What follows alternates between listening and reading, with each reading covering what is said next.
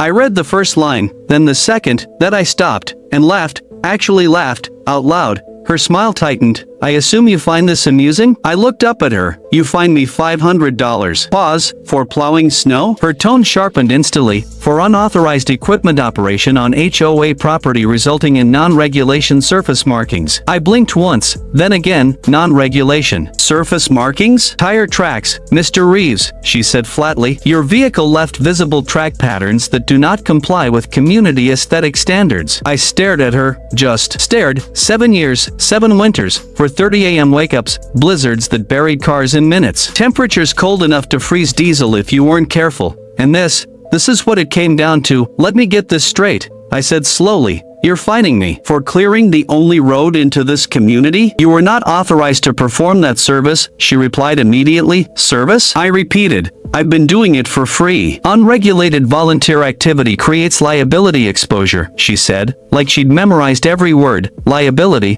I echoed. She nodded. Yes. If something were to happen, nothing happened. I cut in. Her jaw tightened just slightly. That's not the point. I took a step forward. Not aggressive, just enough to make her hold her ground. Then what is the point? For a second, just a second, I saw it. Not confidence, not authority, control. That's what this was about. Not snow, not tracks, not rules, control. You need to understand, she said, lowering her voice just enough to sound reasonable. This community is moving toward a more professional standard. There it was, professional. I nodded slowly. Professional, I repeated. Yes, she said, relieved I was getting it. Which means properly contracted services, approved vendors, and no more free help? I finished. She didn't hesitate. Correct. That word hung in the air between us, cold, clean, final. I looked past her again, at the road, at the mountain, at the sky already turning that familiar gray that meant more snow was coming. Then back at her. You know what? I said. Her expression shifted slightly. She thought I was about to argue, defend myself, push back. You're absolutely right. That caught her off guard. Just enough.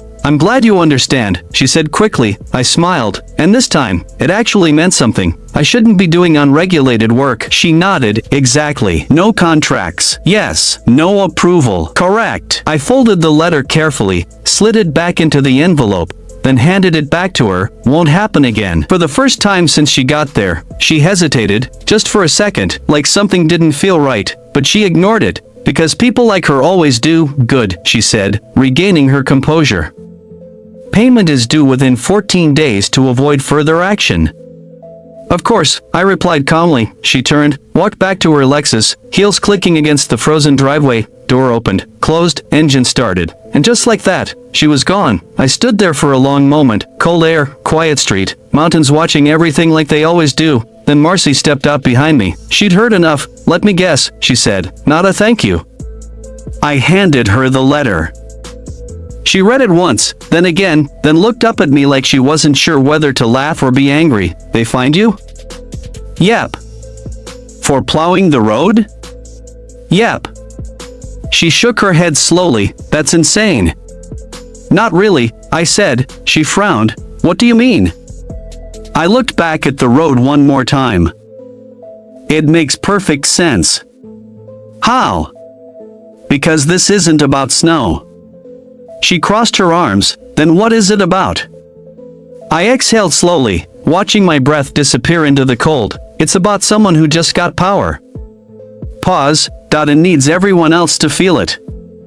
Marcy didn't say anything for a moment. Then, what are you going to do?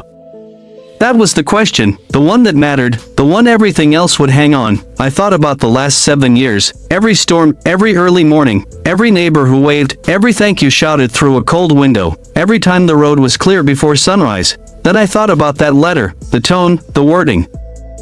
The fine, $500, for tire tracks. I smiled again. Same calm one, same quiet one, the kind that doesn't look like much, until it is. I'm going to do exactly what she asked. Marcy tilted her head. Which is? I turned toward the house. Be professional. That night, the temperature dropped fast. The kind of cold that settles deep into the ground. The kind that makes everything harder. Engines, roads, people. By midnight, the first flakes started falling. Slow at first, soft, almost peaceful. By 2 a.m., it wasn't peaceful anymore. Wind picked up, snow came down harder, thicker, relentless. By 4 a.m., the time I'd usually be out there, Engine running, plow down, lights cutting through the storm. I wasn't moving. I was standing in my kitchen, coffee in hand, watching it all through the window. Marcy walked in behind me. "You're really not going out?" I didn't look away from the storm. Nope. Even with this? I took a slow sip of coffee, especially with this. Outside, the road disappeared, inch by inch, foot by foot, like it had never been cleared before, like those 7 years never happened, like none of it mattered, and for the first time in a long time, I did nothing. By morning, everything had changed, and Vivian Ashford Crane just didn't know it yet. By sunrise, the road was gone. Not covered, gone, buried under 3 feet of fresh snow, with drifts climbing even higher where the wind had pushed it into thick, uneven walls, the kind of storm that doesn't just slow things down, it stops everything. I stood by the window, coffee still warm in my hand, watching the neighborhood wake up into a problem it didn't know how to solve. At first, it was subtle. A garage door opened halfway, then stopped. A car engine turned over, then died. Another tried to push forward. Tires spinning uselessly against packed snow. No movement, no progress, just the quiet realization spreading house by house. The road wasn't cleared. Marcy stepped beside me. "They're trying," she said softly. "I know," I replied. We watched as one of the neighbors, Tom, from 3 houses down, stepped out with a shovel. He made it maybe 10 feet, stopped, looked down the road, then up toward the mountain, then back at his driveway like he was trying to calculate something impossible. Because he was. You don't shovel your way out of something like this. Not up here, not at this altitude, not with this kind of snow. By 8 a.m., the group chat lit up. At first, polite. Confused, is someone coming to plow? Roads completely blocked. Can't get my car out. Then, less polite, where's the HOA contractor? We're paying fees for this. This is unacceptable. I didn't respond, didn't type a word, just watched. At 8:17 a.m., the message came, from Vivian, of course. "Good morning, residents. Please be advised that our newly contracted snow removal service is scheduled and will arrive shortly.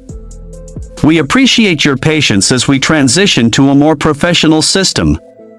I read it once, then set my phone down. "Professional," Marcy muttered under her breath. I didn't say anything, just took another sip of coffee. By 9 a.m., no truck.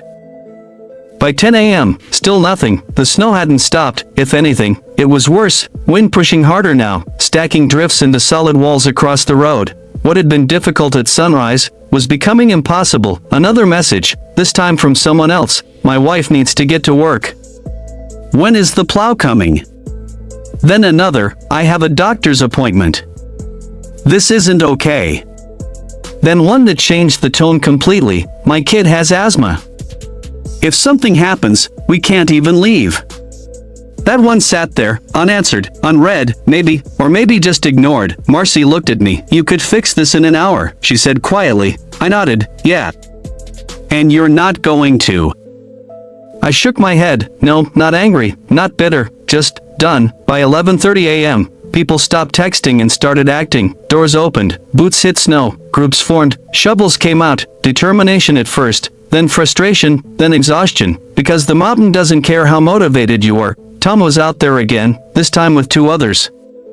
They made a path maybe 20 feet down the road before the wind filled it back in behind them like it had never existed. I watched him lean on his shovel, chest rising heavy, staring at the snow like it had personally betrayed him. At noon, the contractor finally showed up, or at least, tried to. We heard it before we saw it.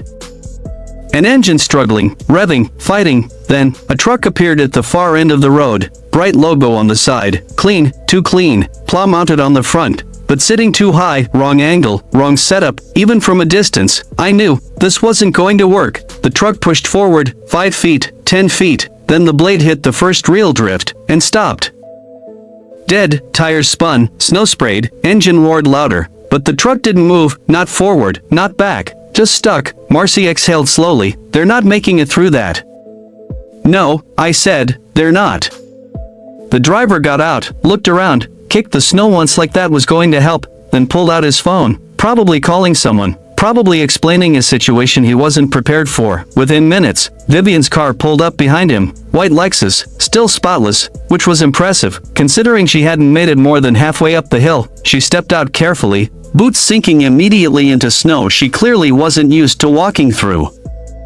Even from my window, I could see the frustration in her movements, sharp beat, quick, controlled, but slipping. She walked up to the driver, they talked, he pointed at the road, at the drifts, at the incline, at everything that made this job different from whatever easy, flat, suburban contract he was used to. She shook her head, arms crossed, then uncrossed, then pointing, because, of course, from her perspective, this wasn't a problem.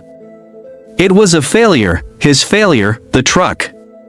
Tried again, engine screaming now, blade down, pushing harder. For a second, it moved, just enough to give her hope. Then, the front tires dropped into a hidden pocket beneath the drift. And that was it. The whole truck tilted slightly forward and stopped completely. Buried, silence. Then the engine cut. I set my empty coffee mug down. Well, I said quietly, there goes your professional system. Marcy didn't smile. This is getting serious. I nodded. Yeah. It was, because this wasn't about inconvenience anymore. This wasn't missed appointments or late workdays. This was isolation, real isolation, the kind that turns small problems into big ones, fast. In the way doors stayed open just a little longer, in the way neighbors stood outside instead of going back in, watching, waiting. Tom spotted me first, of course he did. He walked over slowly, like he wasn't sure how to start the conversation. Didn't have to. Hey, he said, hey.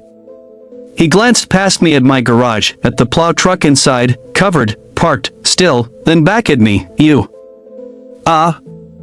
He scratched the back of his neck. You're really not going out there? I shook my head once, not authorized. He let out a breath that almost turned into a laugh, but didn't. Yeah, he muttered. Right. Behind him, a few more neighbors gathered, not crowding, just close enough to hear, close enough to hope. You've handled worse than this, another voice said. I nodded. Yeah. Then why? Because I was told to stop. I kept it simple, clean, no attitude, no sarcasm, just the truth. They exchanged looks, the kind people give when they realize something too late. Tom sighed. Look. Man, we didn't vote for that. I know. We didn't even know she was doing all this contractor stuff. I know. Then this is an HOA decision, I finished. Silence. Behind them, Vivian's voice cut through the cold air, sharp, controlled, trying to stay that way. What seems to be the issue here? She walked toward us, boots sinking awkwardly into the snow again. Clipboard still in hand, like it could fix something, like it meant something. Tom turned. This, he said, gesturing at the road. This is the issue. The situation is being handled, she replied immediately. I almost smiled. Almost handled?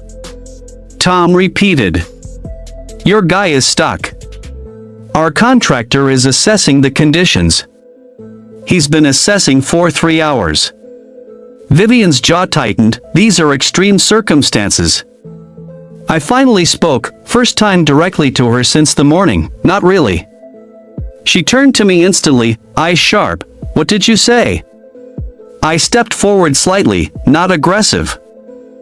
Just present. This is normal, I said calmly. For up here. She stared at me, measuring, judging, still trying to maintain control of something that was already slipping. If you have something constructive to add, she said, now would be the time. I nodded. I do. Pause. You need a heavier truck. She didn't respond, so I kept going, lower blade angle. Chains on all 4 tires. And someone who knows how to read drift patterns.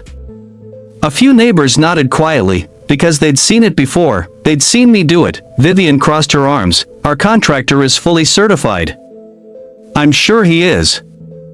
Then we'll trust his expertise. Of course. Another pause, longer this time.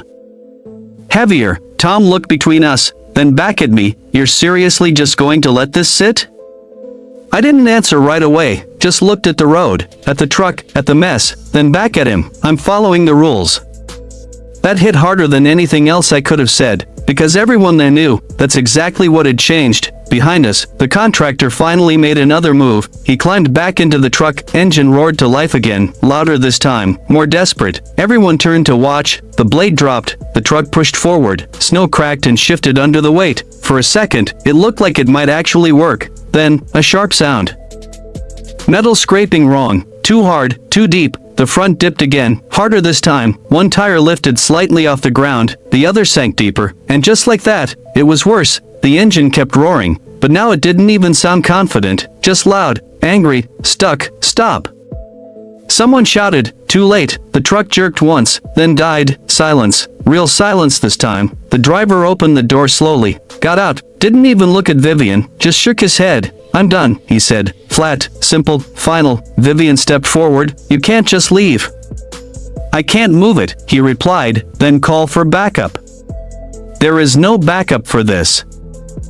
Hearted, packed, frozen solid, the road wasn't just blocked anymore, it was locked. I stood in the garage, staring at the plow truck, same place it had been all day, clean, ready, capable. Marcy leaned against the doorframe. They're still out there, she said quietly. I know. You hear them? I did, even through the walls, even through the cold voices, low, tense, car doors opening and closing, footsteps in snow. People trying to solve something they didn't understand. Then, a sound that didn't belong, a cough, not casual, not small, sharp, repeated, struggling. Marcy straightened. That's coming from Tom's place. I was already moving, outside.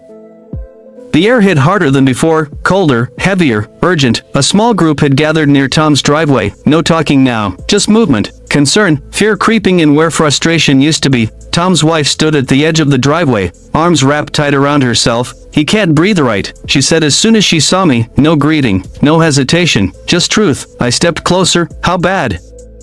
Bad enough, she replied. He's had attacks before, but her voice shook slightly. Never like this. I looked toward the house, lights on, shadows moving inside, fast, uneven. Behind us, someone said what everyone was already thinking. We need to get him down the mountain. Silence followed, because everyone knew the next part, the road. All eyes turned, not to the truck, not to the snow, to me. I felt it, that shift, the moment where frustration becomes dependence, where rules stop mattering, and reality takes over. Vivian pushed through the group, face tight, voice sharp, but not as sharp as before. What's going on? Tom's wife turned to her. He needs a hospital. Vivian nodded quickly. Okay, we'll call emergency services. We already did, someone said. They can't get up here, another added. That landed hard. Vivian blinked. What do you mean they can't? The road, Tom's wife said, barely holding it together now. They said it's too dangerous. They'd need it cleared first. Silence again, but this time, it wasn't empty, it was heavy. Vivian turned slowly, looked at the road, at the frozen drifts, at the stuck contractor truck, still sitting there like a reminder. Then, at me. There was no clipboard now, no posture, no polished tone, just a person, realizing something had gone very wrong. You need to clear it, she said, straight to me, no titles, no formality, no pretending anymore. I didn't answer, not right away. Behind her, Tom's coughing got worse, louder now, rough, desperate. Marcy stepped up beside me, low voice. He doesn't have time. I knew. Vivian took a step closer. I'm asking you. That word again, but now, it meant something different. I looked at her, really looked this time, not at the position, not at the authority, at the person. You told me to stop, I said quietly. Her voice cracked just slightly. That was different.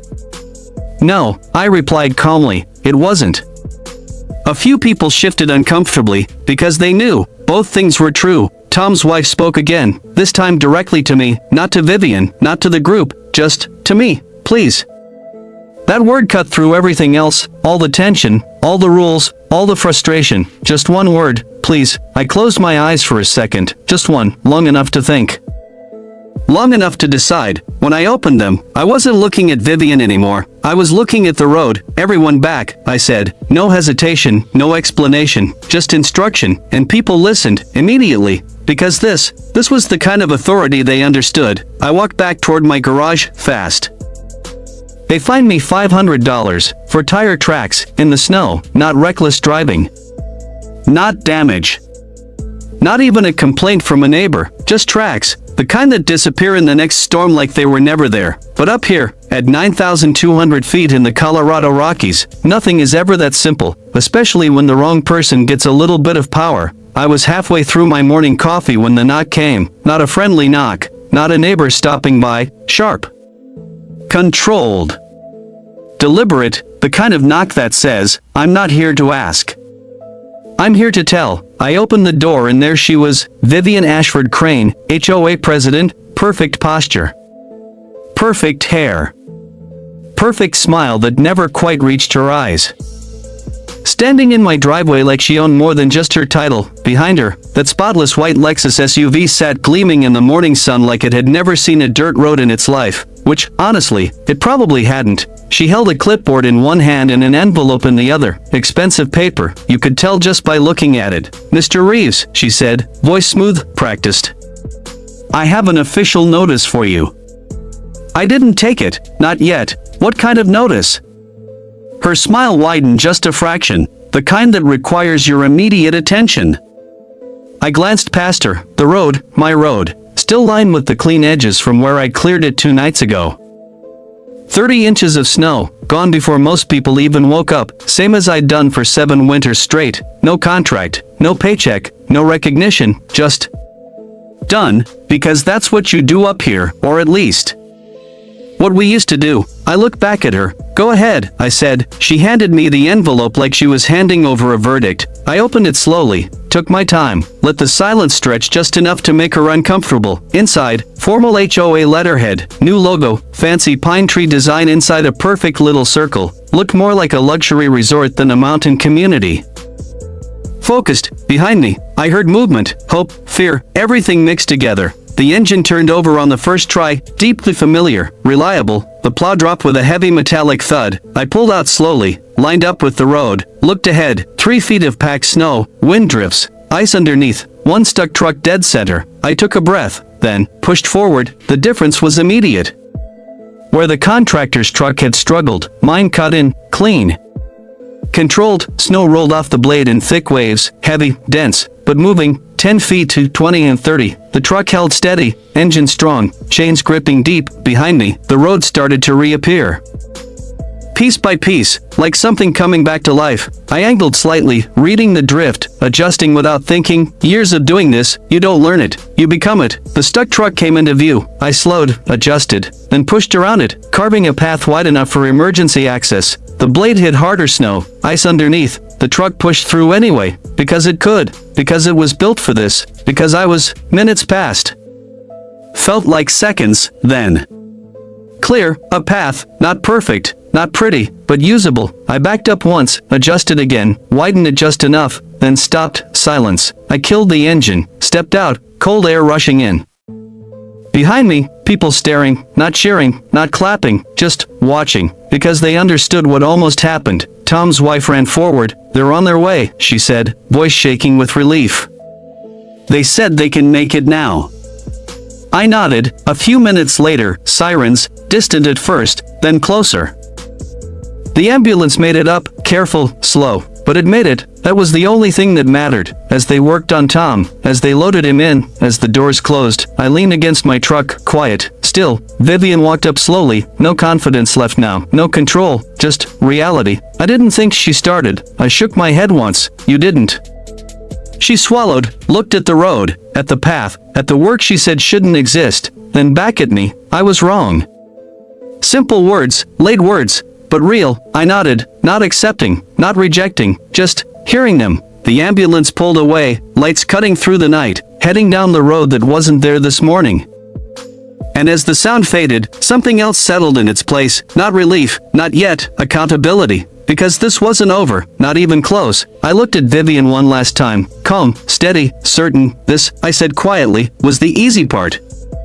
She didn't understand yet, but she would. By morning, everyone would. By morning, everything looked different. Not because the snow was gone, it wasn't, but because now, there was a road, a clean, carved path running straight through the neighborhood. Not perfect, not pretty, but strong, reliable, real. Tire tracks told the story. Ambulance in, ambulance out. Proof. Doors opened earlier than usual that day. People stepped outside. Not to complain, not to watch, to talk. Groups formed quietly along driveways, low voices, serious faces. This wasn't about snow anymore. This was about what almost happened. Tom made it through the night. That news spread fast, faster than anything else. And with it, came something else. Anger, not loud at first, but growing. Because everyone realized the same thing at the same time. If that road hadn't been cleared. This story ends very differently, and they all knew why. It almost didn't happen. Around mid-morning, the HOA meeting was called, emergency session, mandatory attendance. This time, no one ignored it. The room was packed, wall to wall. People standing in the back, arms crossed, waiting. Vivian stood at the front, same place as before, but not the same person. No clipboard now, no sharp tone, no control, just someone about to answer for everything. This meeting is to address last night's events, let's skip that. A voice cut her off. Tom, he wasn't supposed to be there, still pale, still tired, but standing, and everyone turned. You almost got me killed. No shouting, no drama, just truth, and it hit harder than anything else. Vivian froze, tried to speak, didn't. Tom took a slow breath. You blocked the only person who knew how to keep this place safe. Murmurs spread instantly, agreement, recognition. Another voice joined in. You shut him down over paperwork. And hired someone who didn't even understand the terrain. You called it unregulated work. You called it a liability. Each sentence landed heavier than the last. Vivian tried again. I was following procedure. No, Tom said. You were controlling something you didn't understand. Silence, complete, because there it was, the truth, clean, undeniable. Vivian looked around the room, searching for support. There wasn't any, not anymore. One of the board members stood up slowly, older guy, quiet type, never spoke much before, until now. I'm calling for a vote. Heads turned. This isn't about snow, he continued. This is about leadership. Pause, and we don't have it. That was it. The moment everything ended, the vote happened fast. No debate, no defense, no delay. Hands went up, one after another. Not emotional, not dramatic, certain, final. Vivian stood there, watching it happen. The control she held yesterday, gone. The authority she used, gone. The system she built, collapsed in less than 24 hours. After the meeting, no one crowded her, no one argued. No one even looked at her for long, because she wasn't the center of attention. Anymore, she was the lesson outside. The air felt different, lighter, not because the storm was over, but because something else was. People gathered again, but this time, around me, not asking, not pressuring, just respect. Tom walked up slowly, still recovering, still tired. You saved my life, he said. I shook my head. No, he frowned slightly. You did, I said, looking past him at the road. I just cleared the way. He followed my, understood immediately, because that's what this was always about. Not control, not authority, not rules, responsibility, real responsibility. The kind you don't vote into existence, the kind you earn. Later that day, a small notice went up. Simple, clear, snow removal operations reinstated. No fancy wording, no policy language, just reality, putting itself back in place. I stood in the garage again that evening, same spot, same truck, but this time, the door stayed open, because now, everyone understood why it had to.